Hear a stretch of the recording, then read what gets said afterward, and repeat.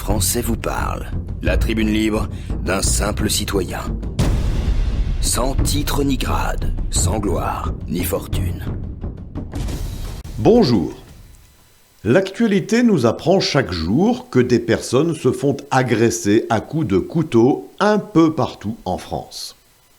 Évidemment, l'acquisition des armes étant interdite dans notre pays par le simple citoyen, sauf s'il est chasseur ou tireur sportif, nos agresseurs se rejettent sur ce qu'ils trouvent pour commettre leurs méfaits sordides.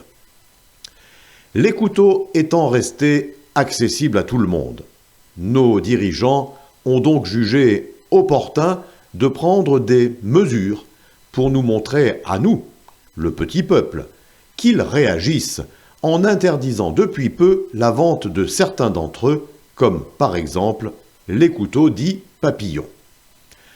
Mais un couteau de boucher, acheté librement dans le commerce ou dérobé par un mineur dans la cuisine de ses parents pour finir emporté dans son cartable, ne peuvent-ils pas tuer ou blesser aussi gravement ? Pour faire mine de remédier à l'insécurité, finira-t-on par nous interdire la détention de tous les couteaux pour nous préserver ?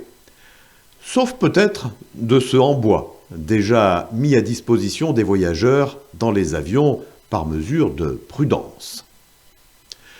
Pour qui nous prend-on avec des réglementations de circonstances, là comme dans d'autres domaines qui ne solutionnent finalement jamais rien et qui ont pour seul but de tenter de calmer une opinion publique de plus en plus inquiète, sans vraiment y parvenir, car la réalité demeure et personne n'est dupe.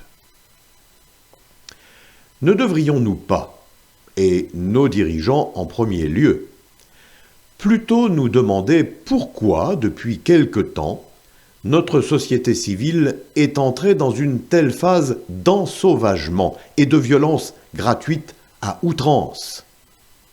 Ne pensez-vous pas que c'est la cause de ce phénomène qu'il faudrait parvenir à déceler pour l'endiguer, plutôt que d'improviser des mesures incomplètes et vite faites avant chaque élection, des mesures qui ne rassurent personne, tant elles sont inefficaces.